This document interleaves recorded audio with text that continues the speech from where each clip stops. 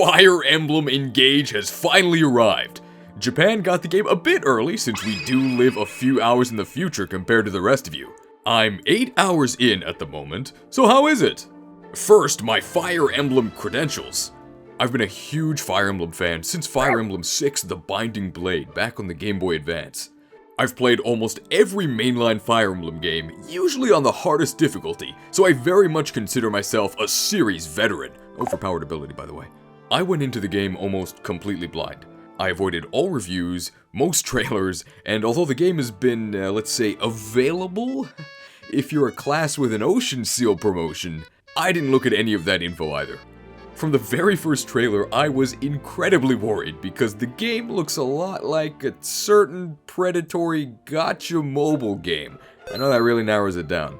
I'd call Fire Emblem Heroes a cheap Chinese knockoff, but it's not. It's an official game, and Engage looks a whole lot like Heroes on a home console. But hopefully the resemblance is only cosmetic skin deep. The less gacha garbage in the game, the better.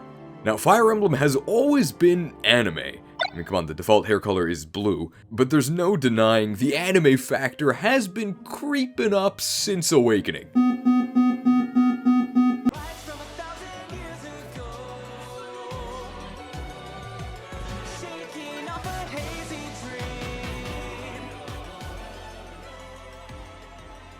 Engage is on a whole new level. Once you boot up the game, you are immediately slammed with a lethal dose of anime overload. When people say they don't like anime, this is what they mean.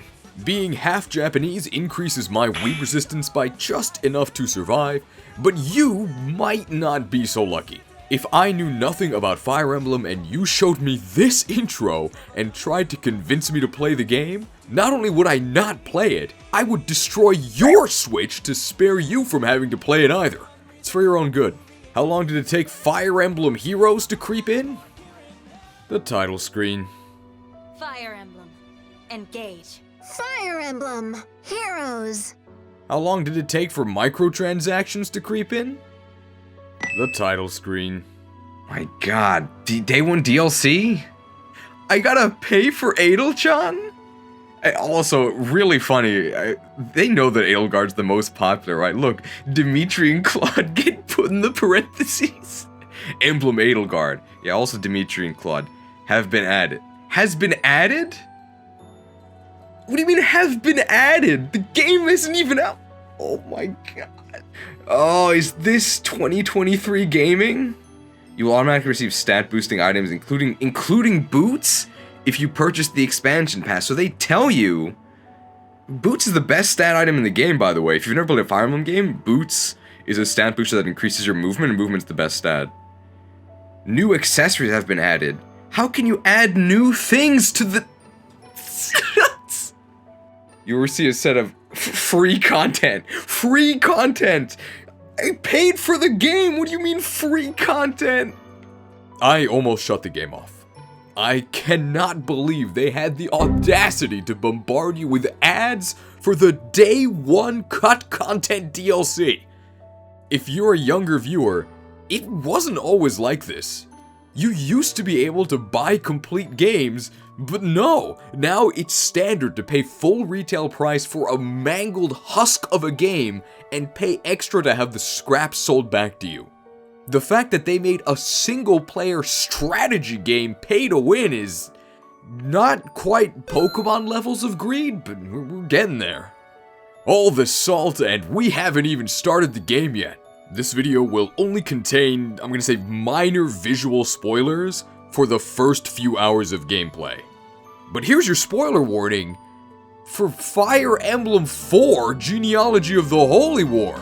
I know it's an ancient game by this point, and it would be hard for Sigurd to be a character in this game without referencing certain events from his own game, but if you haven't been spoiled on the moment of FE4, if you know, you know, the game just casually spoils it in the first hour of gameplay. Be warned.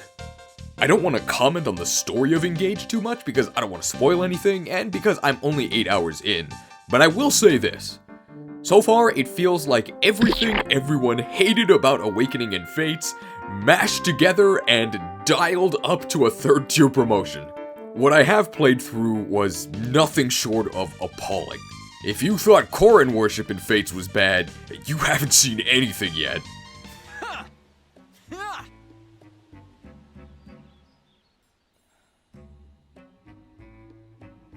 Don't worry, guys, the gameplay is good. Divine One! You look so shiny when you sweat! Don't worry, guys, the gameplay is good. Hey! Hey! Look over here! Hey! The Divine One looked right at me! Thank you, Universe, for creating someone so awesome and so very shiny. Now, Water Dragon is a pretty good type, but the Fairy Dragon typing of the Divine Dragon? NPCs can't get enough of it. I can, though. Please, I've had enough. It is insufferable. Every character just latches onto your nuts and will not let go. I get it. I'm the Divine Dragon. I'm the best. I'm the coolest. I'm a minty fresh. Please, please, please, can we talk about something else? The game has voice acting, but I don't. There have already been several scenes that are so just baffling that there really wasn't anything I could say. I just kind of sat there and had the game happen to me.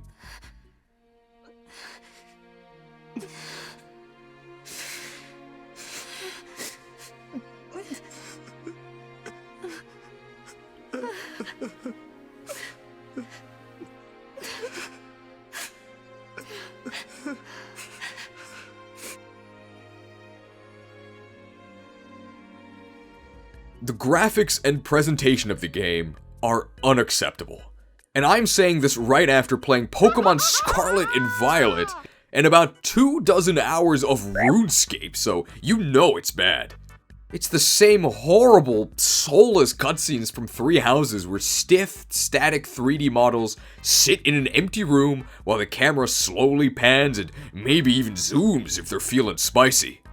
Sometimes the backgrounds aren't even 3D, you literally have 3D models talking in front of a PNG file. It looks awful.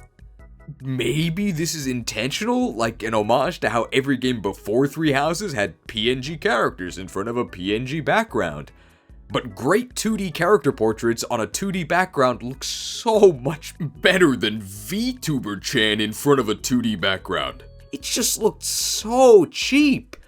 It looks like a mobile game. There are so many bizarre aspects of this game to talk about. There's the weirdly sexual ring polishing? Don't worry, Marth. We'll polish you off.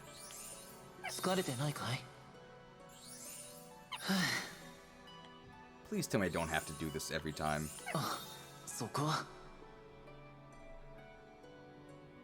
This is so weird. So Martha would say like, yeah, there.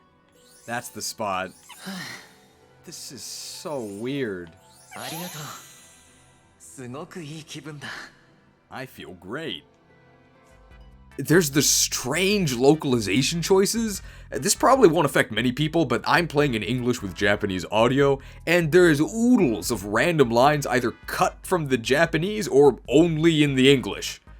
And of course, there's the absurd character designs. I know designs are subjective, but so far the characters in the game are a no from me, dog. If I showed you this character, would you ever guess that she's a monk from a Fire Emblem game? Would you be able to guess that this character is an archer that is obsessed with working out and being buff? Look how tiny she is! And why in the world did Drayden from one of the best Pokemon games decide to isekai himself into this game of all places? The whole time I was slogging through the intro hour or so, I was raising my Dark Magic rank by casting L-Cope. The gameplay will be good, the gameplay will be good, the gameplay will be good, the gameplay will be good, the gameplay will be good, the gameplay will be good. So is the gameplay good? Yeah, it's great!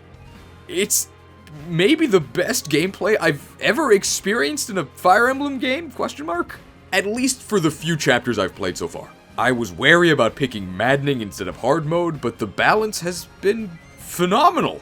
Pair up from Awakening was the brain dead OP. The stances and adjutant system from Fates and Three Houses were just the pair up at home, but the engage mechanic feels just right. Strong enough to tip the scales when used correctly, but not an instant win button. For example, Celica's Ring gives you limited access to the Witch's teleport spell stapled to Bolganone, and it's not overpowered. I know that sounds crazy, but trust me, bro. Enemies don't just feel like swollen stat sponges. They feel stronger than you by just the right margin. The break mechanic feels fantastic. You can negate enemy counterattacks by positioning well, but enemies can do the same to you. Personal skills are meaningful, and now certain classes have new traits, such as sword, axe, or lance fighters being able to follow up on allied attacks, or archers gaining extra bonuses from terrain. I've spent 10 or 15 minutes planning a turn. It's like I was solving a puzzle, using strategy. I may not be a fan of the designs, but every unit I've gotten so far has felt like a key member of the army. Except this kid, he's terrible.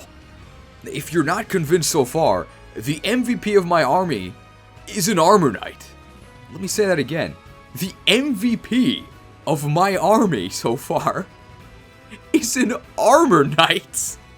I can't believe it either. It turns out when Armor Knights actually have armor that does something other than get them hammered, they're pretty good. I can't wait for the legendary Barth Ring. Once we increase our res growth by 2%, well, then we'll really be in business.